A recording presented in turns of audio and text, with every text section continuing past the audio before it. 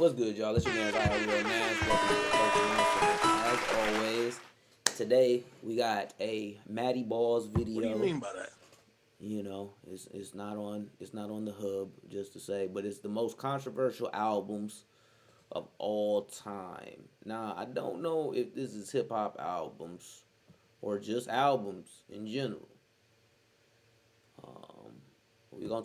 From top officials in the government and the FBI condemning rap groups, to half of the albums on this list being banned, with some people even being arrested for selling them, these are some of the most controversial albums of all time. Starting off with Eminem's The Marshall Mathers LP. Also, I'm just going to throw a little trigger warning in here for pretty much everything, because I don't know if I ever really listened to the Marshall Mathers LP all the way through. You know, you hear about the controversy around it a lot, and like you would hear, like, as a kid, I would only hear like a song or two. I'm not an Eminem fan. I know, but I'm just not a huge fan of Eminem. I never say that he can't rap. I just don't want to listen to him rap that much, if you understand what I'm saying.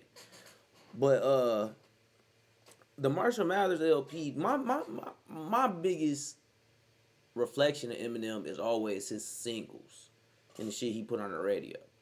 So it's like a lot of goofy shit and shit like that. But the Marshall Mathers LP, from what I know about it, was a lot more gory and him saying things specifically about his mom that was a little overboard. crazy stuff. Eminem is the best-selling rap artist of all time, so it might be hard to remember when he first came onto the scene, he was actually very controversial. And at the center of that controversy was his sophomore album, the Marshall Mathers LP. His debut studio album, the Slim Shady LP, was already controversial enough, with the track 97 Bonnie and Clyde including lyrics about murdering his real-life girlfriend and then wife, Kim Scott. But on the Marshall Mathers LP, it almost seemed like Eminem had set himself a mission of offending every single group possible. He was criticized as misogynistic, homophobic, promoting murder and rape, and even partially blamed for causing the Columbine massacre. According to a study from the early 2000s, out of I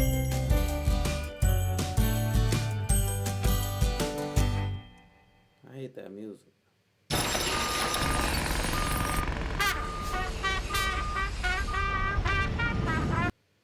Next year, the album's have 14 YouTube. songs, 11 contained violently misogynistic lyrics, while 9 specifically referenced the murder of women. On the opening track, Kill You, Eminem discusses raping and murdering his own mother, with lines like, "Just bend over and take it like a slut, okay, ma? Oh, now he's raping his own mother, abusing a whore." Meanwhile, the song Kim is a sequel kind of to Bonnie and Clyde, where he also discusses abusing his own child. The song says, "Daddy's so proud of you, sit down, bitch. If you move again, I'll beat the shit out of you." This song was so graphic that on the album's clean version, instead of editing it, they just completely removed it. Some lines on the album were a bit too far for his record company as well. Kids and Columbine were both censored in the line, "I take 7 kids from Columbine, stand them all in line, add an AK-47 or a revolver." Eminem's mother was also suing him for defamation at this time, which he referenced with the line, "It doesn't matter, your attorney Fred Gibson's a F-slur," which was changed simply to say, "It doesn't matter, F-slur." But these changes on the clean version were not enough, and the album actually made its way to the upper echelon of the US government. Leading the charge was the future Second Lady Leanne Cheney, the wife of Dick Cheney. At a Senate hearing, she not only combed through in detail... What do you say?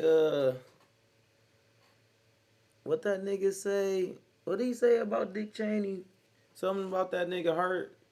You know that nigga had like 4 heart attacks or some shit like that. All of the violent lyrics, but also said, "The time has long passed when we can shrug off violence in the entertainment industry by saying it's just a coincidence that Eric Harris and Dylan Klebold, the murderers of Columbine High, were fans of the shock rocker Marilyn Manson." Senator Joe Lieberman echoed these comments, blaming artists like Eminem for what he said was a culture of carnage that had led to Columbine. Eminem even hit back at her later. In Canada, the politicians actually went further, with Ontario's Attorney General trying to deny Eminem entry to the country, while another politician suggested that they might... Drake, see, that's why Drake the GOAT, pause, you know, I'm not about dog. But low-key, Drake, see, you be having them issues with Drake even before he knew. Even before he knew, you ain't getting into Canada. and arrest him for hate speech. His frequent use of the F word also led to some of America's largest LGBT organizations calling for a boycott of his work. Somehow though, Eminem had the last laugh. Not only did the Marshall Mathers LP win Best Rap Album at the Grammys, it was the second best-selling album worldwide of 2000. As we will continue to see, if you've got the hits, it doesn't matter how much controversy there is. And sometimes it can even help. Kind of like it did for the Sex Pistols. Even before... What CDs did that go against?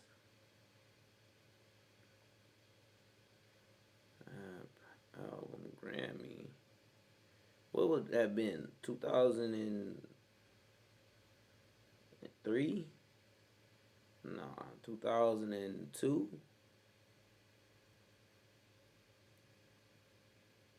Nah. What year was that? That might have been like 2006.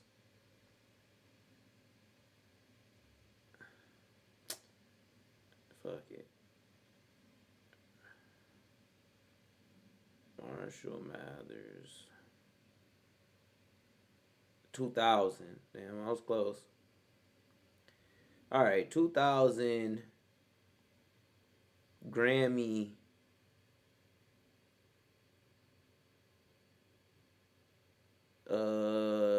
rap album of the year nominees. Let's see what it went against real quick.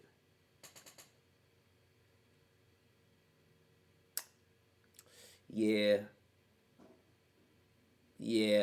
So it went against Extinction Level Event, The Final World Front, Busta Rhymes, The Real World, Missy Elliott, I Am, Nas, and Things Fall Apart, The Roots.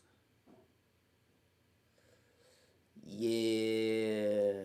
Alright. I'm saying, yeah. Their debut album's release, the Sex Pistols were a controversial group. Their concerts were infamous for frequently devolving into brawls where band members would attack the audience, which led to them being banned from performing. Sound like Travis Scott shit.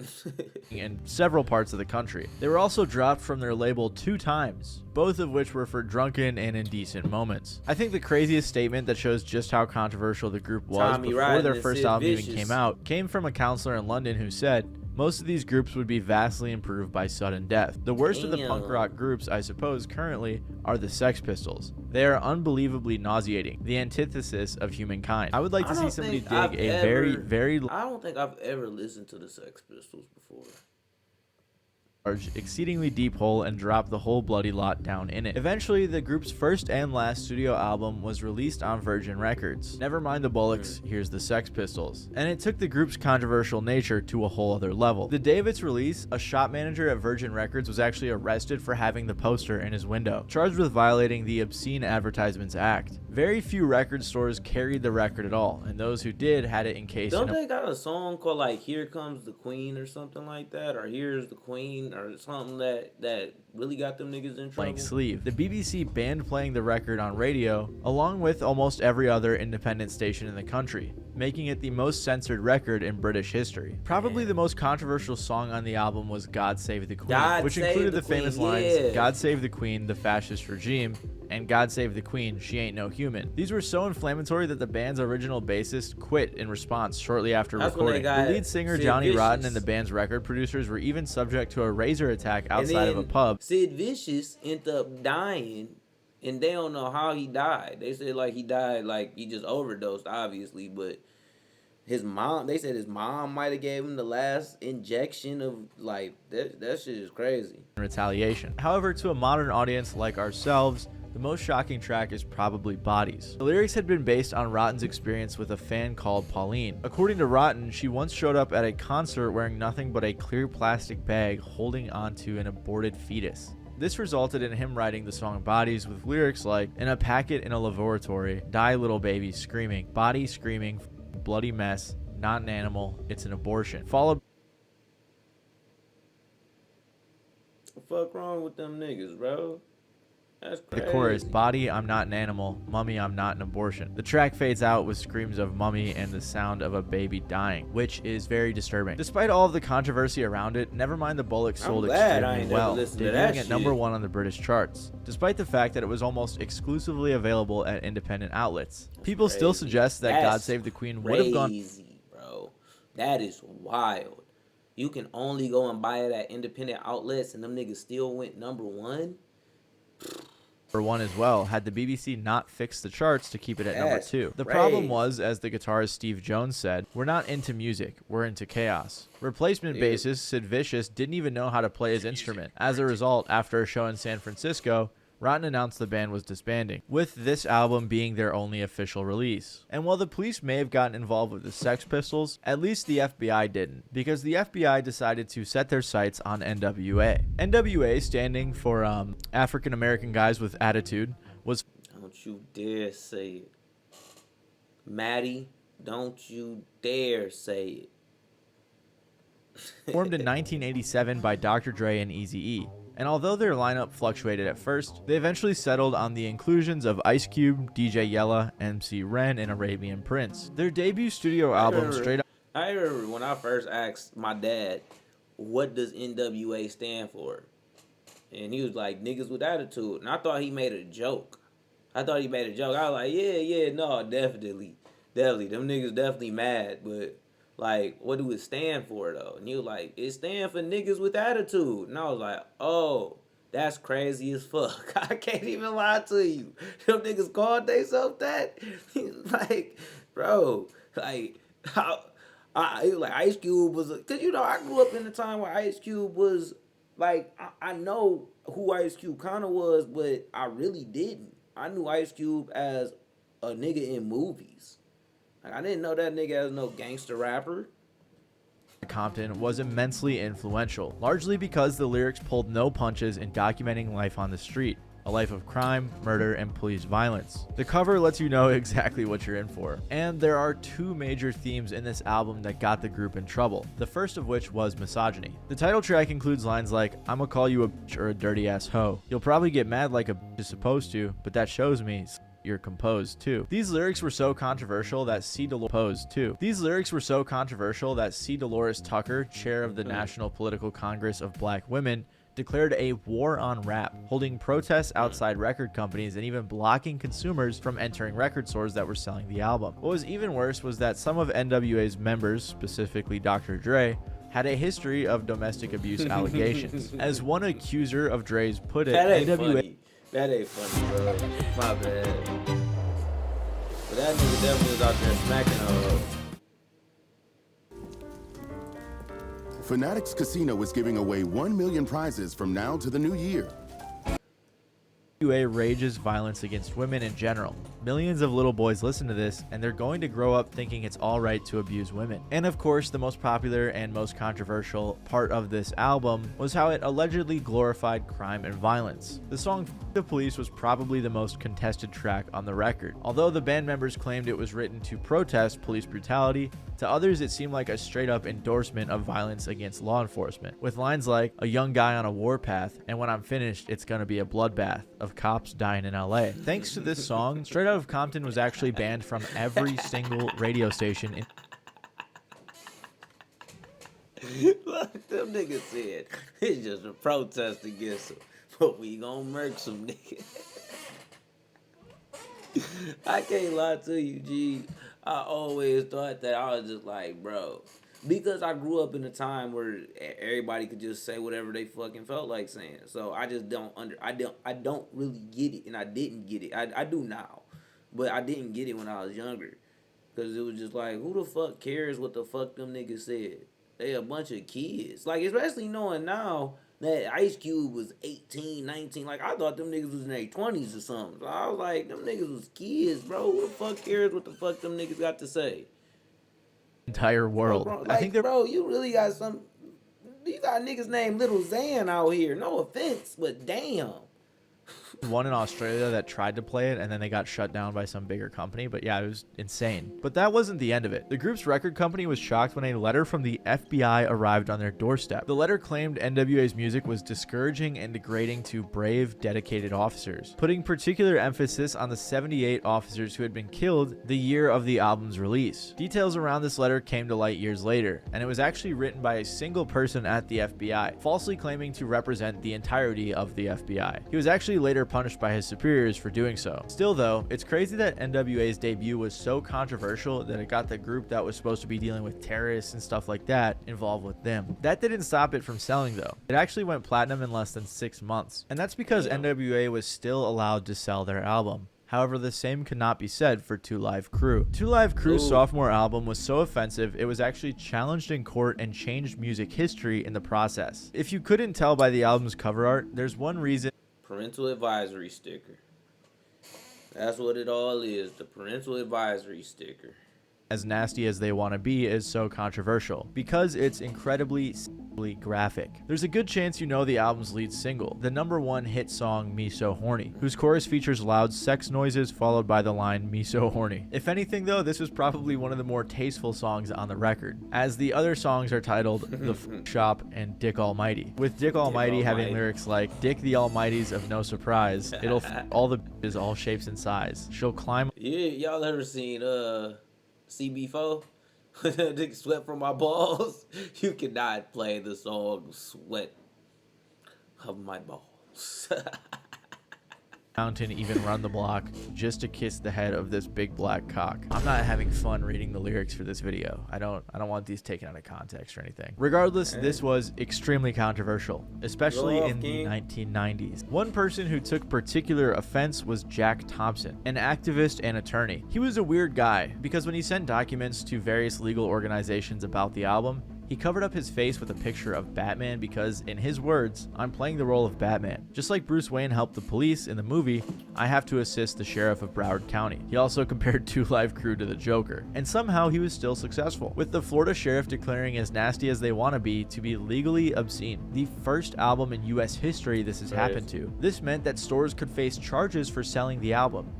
A Florida jury says the rap group 2 Live Crew can't be as nasty as they want to be. Over rap, bro. Over rap. Niggas really was mad. Like, gee, the shit that we hear on the radio. There's some whores in this house. Was on the radio. Right in this little garage. Was on the radio. Like, that was on the radio. What are we talking about? What are we talking about right now? Maybe they were right. Shit, I don't know. Now I'm confused. If they want their records sold in stores. Damn. In what's being called a landmark case, the jury convicted a record store owner on obscenity charges for selling a 2 Live Crew album, crazy. an album banned by a federal judge because of its lyrics. Charles Freeman was arrested in June for selling the album As Nasty As They Wanna Be. He insists his arrest violates the First Amendment right of freedom of speech and says his conviction is racially motivated. And only a year after its release, the band members were arrested after a concert in a strip club. As you can imagine, this was very controversial, with David Bowie declaring at a concert that, I've been listening to the album by 2 Live Crew. It's not the best album that's ever been made, but when I heard they banned it, I went out and bought it. Freedom of thought, freedom of speech. It's one of the most... That nigga Bowie, bro. He one of the realest niggas in the motherfucking world, bro. That nigga Bowie said, isn't that funny, huh? So you think that people are scared of Prince? Quite odd. I was just like, hey, Bowie, hit that nigga. Ha! Stinkers. Ha! Stinging this dumbass nigga. Every time he said that, well, you know, people in middle America. So it's the people in middle America. Oh. Isn't that a coincidence? Like, I'm just like, this nigga killing right now. Important things we have. Journalist Christopher Hitchens described Thompson and the attorney as a pair of racist shitheads who should be told to right off. The band members decided to challenge this ruling in the 11th Circuit Court, and they ruled that since it was music with artistic value, it was protected by the First Amendment, meaning the charges were dismissed and the obscenity description was revoked. But this was only the first court ruling provoked by this album. After Roy Orbison sued the band due to the album's parody of his track Oh Pretty Woman, the Supreme Court ruled that parodies were protected under the doctrine of fair use. As Nasty as They Wanna Be might not be the best album of all time, but we can thank it for vastly increasing the protections of music under the law. And nowadays, more sexually graphic music is pretty well accepted, but another CD I never have and don't have the want to listen to be real with you. But I try to know the history of this shit because I do love music. But I didn't grow up in these eras either. So it kind of be like when older people be like, oh, I don't fuck with that shit. Well, it's like you don't fuck with the history that's going on that happened either. Like, because it's history now. The shit that happened in the early 2000s, the 2010s, that's history technically at this point. No matter if you like it or not, it's still history of the game. Dead for a lot of death metal. Death metal band Cannibal Corpse have been described as the human centipede of metal music, and this really reached a peak on their sophomore album. Probably the best explanation of why Tomb of the Mutilated is such a controversial album comes from Wikipedia's description of its lyrical themes. Of the Mutilated? Tool violence, sadism, mutilation, embowelment, castration, necrophilia. I don't even know what this word is. What is that? Come from Gyeong? Come from the Kroparovov?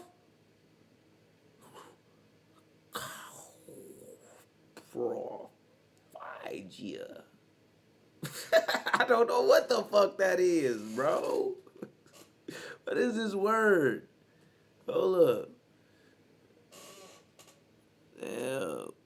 Hold up. I gotta look it up real quick. Let me see. I don't know what that means.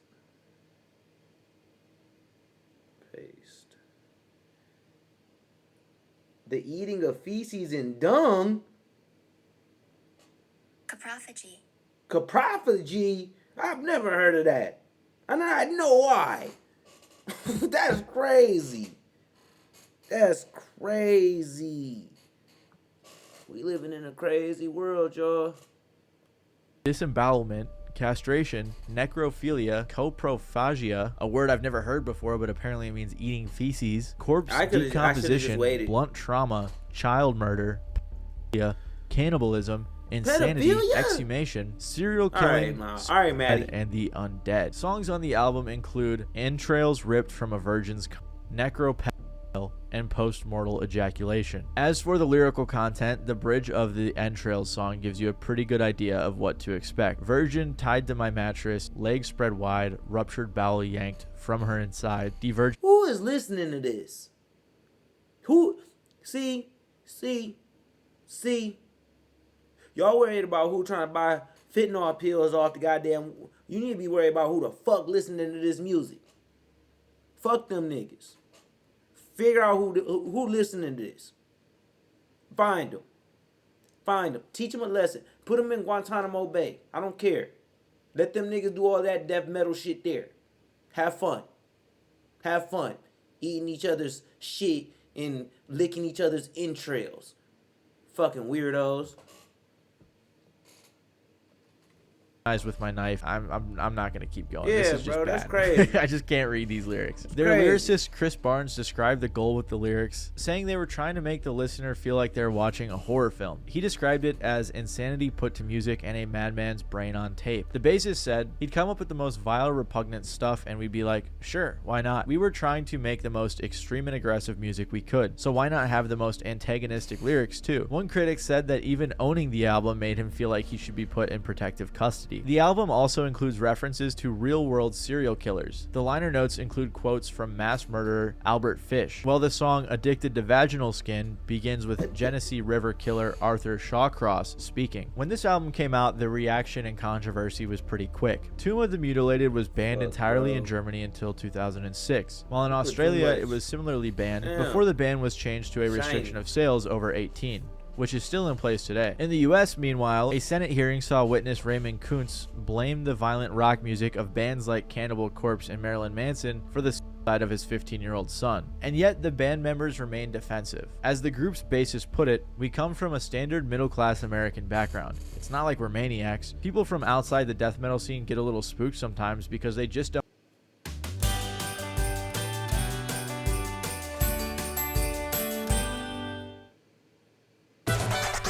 Escape to happy hour at Bahama Breeze. Sip on $6 tropical cocktails like our signature. Don't understand we're doing this just for entertainment. It's really ugly entertainment, but if we enjoy it and it's harmless, why not? So yeah, this was... See, y'all ever heard of that show Metalocalypse? What the fuck? What y'all know what the fuck I'm talking about. It used to come on Adult Swim. Like after like Adventure Brothers and shit like that. See, I always heard, and it always seemed like that show was really good. Really good. But that metal shit, nah. I can't do it, bro. Soon as I start hearing that, nah. I can't do it, bro. I can't do it. And this is the crazy thing, is that some of them motherfuckers be some of the craziest guitar players in the world. Like, I mean, crazy. Crazy as shit. But, nope.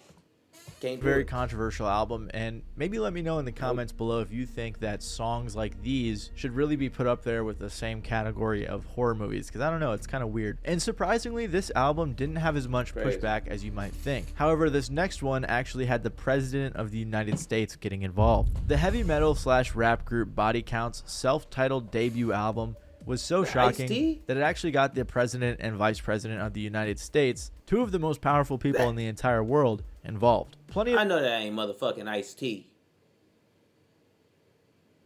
I know that ain't motherfucking Ice-T. See, the album's tracks already deal in pretty controversial themes. The Winner Loses is an exploration of crack addiction, while KKK is about the sexual encounter with someone who turns out to be the daughter of a grand wizard of the KKK. But these tracks really didn't get too much pushback, because everyone was very focused on the album's last song, Cop Killer. We've already seen how F the Police was pretty controversial, this is what but Cop Killer takes it to a level. It has lines like Cop Killer, police brutality, Cop Killer, I know your family's grieving, Cop Killer, but tonight we get even. The track specifically references Rodney King, a black man who had been caught drunk driving and then was brutally beat almost to death by a group of police officers. They was beating the fuck out that nigga. And honestly, there's no way anybody can watch that tape and be like, them niggas should have been acquitted of that shit, bro. This is the thing. These be the parts about the history and what's going on with reform that do need to be talked about. Is it's real life bullshit that's happened and happening. And to sit around and act like it ain't, we all know it's happening. And for people to be like, oh, they don't target black people, they do. And not only do they continuously will. And then they gonna target you. And then you gonna be like, well, I shouldn't be going through this. But it's like, bro, you just going through the same exact things that black people keep telling you is happening to people.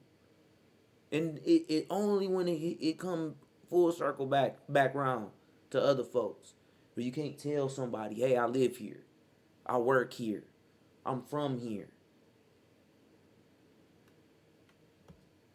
Who was then the police chief of the LAPD. Now, Body Count's frontman, Ice-T, who ironically plays a cop on TV, and the rest of the band members were adamant about what the song was about. They said the lyrics were opposition to police brutality. He said that he didn't hate cops, only those who abuse their power, describing the track as a warning, not a threat to authority. He elaborated in an interview with Rolling Stone, "We just celebrated the 4th of July, which is really just a national F the Police Day. I bet that during the Revolutionary War, there were songs similar to mine. And like I said, it's really funny that he went on to play a cop in Law and Order. None of these statements really made it through to the opposition of the song though, especially since in the first half of the year the song came out, 24 police officers had been killed while on duty. The late 80s and early 90s overall saw extremely high crime rates across the United States. As a result, the Texas Law Enforcement Association announced a boycott of all Time Warner products because of the song. 60 members of Congress also stated they would be joining the boycott. Numerous pension funds also announced plans to sell off Time Warner stock. At the time, Vice President Dan Quayle, the genius behind quotes like "If we don't succeed, we run the risk of failure," and President George H.W. Bush also got involved. Ultimately though, Ice-T ended up giving the critics what they wanted. Shortly after the album's release, he announced that future pressings of the record would not include Cop Killer, making the few copies that did pretty valuable collector's pieces. And while this record and all of its controversy is pretty old, Tyler the Creator just recently got in trouble again for his old album Bastard, and also Goblin. They're kind of interchangeable at this point. Oh, yeah, I was about to be like, what happened?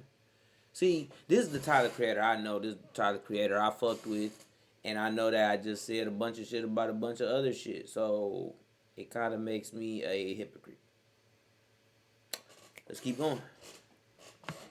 Career, Tyler the Creator was an incredibly controversial figure who seemed to delight in pissing people off. He was pretty much just an extremely edgy internet kid. His thirst for controversy reached its peak in his first release, Bastard. The album begins with Tyler being suspended from class and sent to a therapist. He's initially reluctant to talk, but as time goes by and track by track, he goes deeper into his twisted mind. On the song 7, one of the first songs, he discusses his absent father and almost immediately spits some pretty controversial lyrics saying, "It, odd future some Nazis, black Nazis don't copy, we go skate, sluts and eat donuts from Randy." He also uses the F slur several times throughout his early work. But things get really twisted on the song Sarah, easily one of the darkest rap songs ever written. Over an extremely chill beat, Tyler describes asking a girl out, being rejected, then kidnapping her, murdering her, eating her upper body, and then having sex with the lower half. And this wasn't like analogies or metaphors or similes, he just straight up said everything I just said. And this wasn't the only song about murder. On the song Blow, he talks about how much he loves dating and then murdering white women. But what really makes Sarah in particular so twisted is that it was based on a true experience. Tyler was rejected by a girl and then wrote this song to get out his frustration.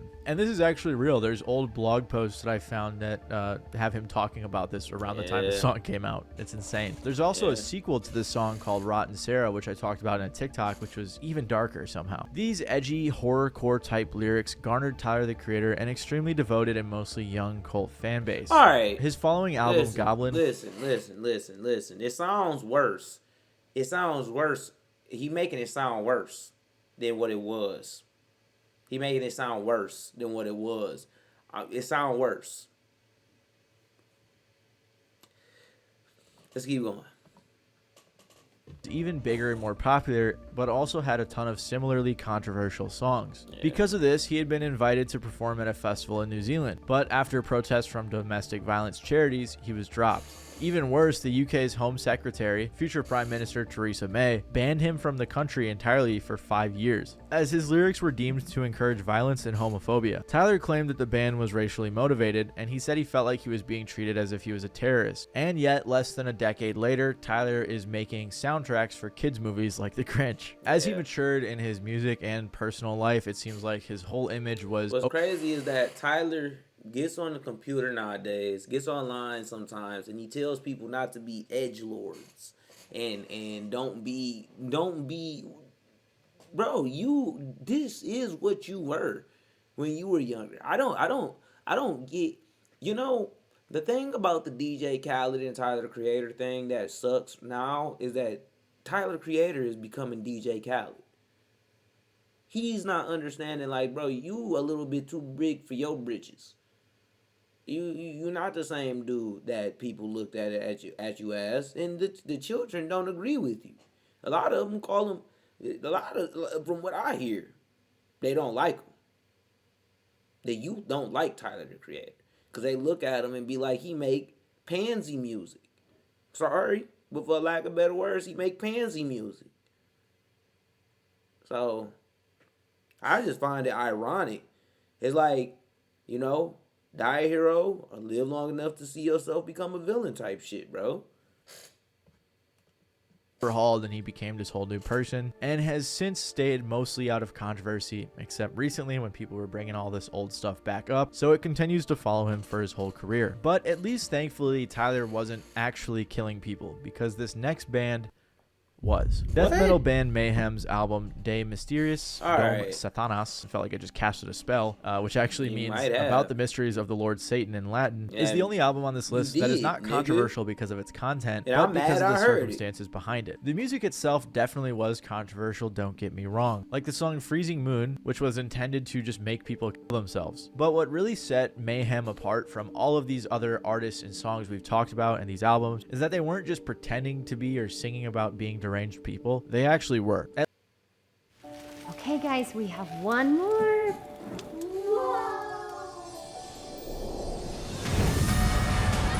I'm telling you, at least the guitarist Euronymous was. As he once said in an interview, "I hate people. I don't want them to have a good time.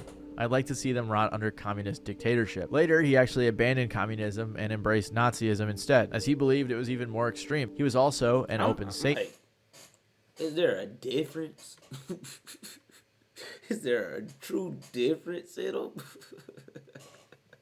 And as he put it, we praise the evil and we believe blindly in a godly creature just like a Christian. The circumstances around the album's creation were also extremely dark, as 2 band members actually died. The band's vocalist, whose name ironically was dead, had been living with Euronymous, and sadly ended up taking his own life. Euronymous first discovered the body, and yet his reaction was not horror, but excitement. Before he called the police, he took pictures of the body, which were later used on the album cover for one of the band's bootlegs. As another band member recalled, Euronymous called me the next day and says, "Dead has done something really cool. He killed himself." I thought, "Have you lost it? What do you mean cool?" He says, "Relax, I have photos of everything." I was in shock and grief. He was just thinking how to exploit it, so I told him, "Okay, don't even call me before you destroy those pictures." But the pictures were not destroyed. There's even this theory, and I'm not sure how true it is, but people think that he took some of the bone pieces that were left, or maybe it was teeth, and made like necklaces out of them. That's weird. Again, I'm not sure if that's true, but I've heard it a lot, and it might be. As a result, the band recruited even if he didn't actually do it,